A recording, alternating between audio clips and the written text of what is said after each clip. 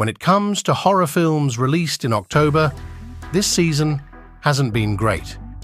While movies like When Evil Lurks provide an enjoyable and twisted ride, others like The Exorcist, Believer, lack scares and originality. However, the most puzzling one is Pet Sematary: Bloodlines, a prequel to the 2019 film.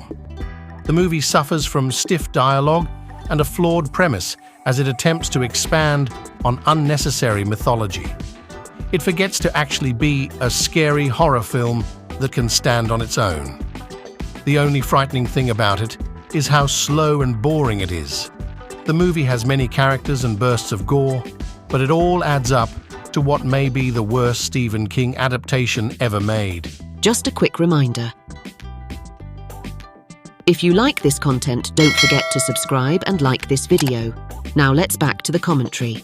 In Pet Sematary: Bloodlines, we are taken back to the year 1969 in Ludlow.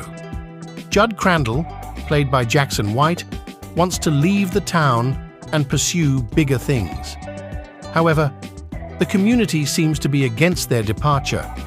Meanwhile, Timmy, portrayed by Jack Mulhern, who has returned from the war, starts behaving strangely, indicating that something is seriously wrong with him. It is revealed that Timmy is being possessed by something that will cause chaos for the other poorly developed characters. The film includes numerous conversations and a confusing flashback that tries to explain everything. Unfortunately, Pet Sematary: Bloodlines becomes repetitive and fails to evoke fear. The moments of gore in the movie lack substance and are overshadowed by the weak storyline. Pet Sematary: Bloodlines is basically just a lot of unnecessary filler. Even with big names like David Duchovny and Pam Grier, the movie falls into a state of dullness. It tries to be funny with some one-liners, but it's clear that the filmmakers are just going through the motions.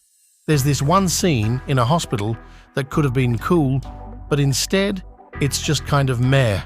The camera just wanders around aimlessly, and there's no tension at all.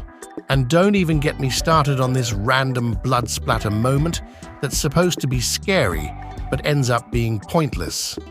The so-called best scene in the whole movie is actually super boring and shows that the whole thing is disposable. Overall, Pet Sematary: Bloodlines is all flash and no substance. It's a letdown, plain and simple.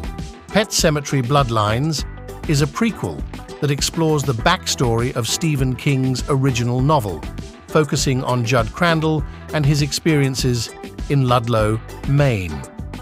Set in 1969, the film introduces a young and unremarkable Judd, whose plans to leave Ludlow are disrupted by unforeseen circumstances.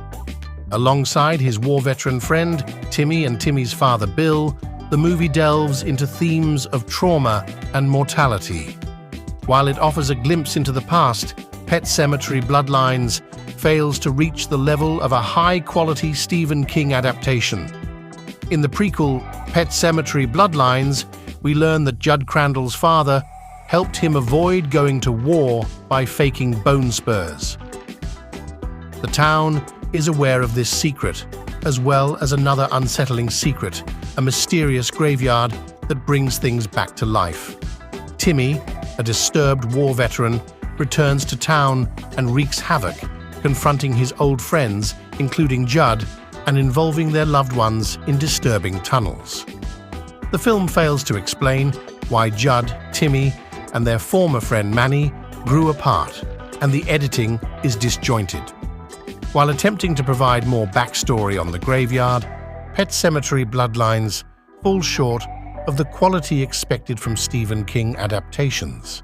Pet Sematary: Bloodlines, with first-time director Lindsay Anderson Beer and co-writer Jeff Bueller, had potential but ultimately fell short. Moving the story forward, the film incorporated a cool hippie-era vibe and explored anti-war themes. The encounters between the Micmacs and New England settlers provided suspenseful scenes. Creepy special makeup effects added to the decrepit atmosphere. Beer's ability to stage scary action was evident in the hospital stalking sequence. However, the film lacked enough standout moments, making it a missed opportunity. For a franchise reanimator that truly delivers, it is recommended to watch Saw X instead.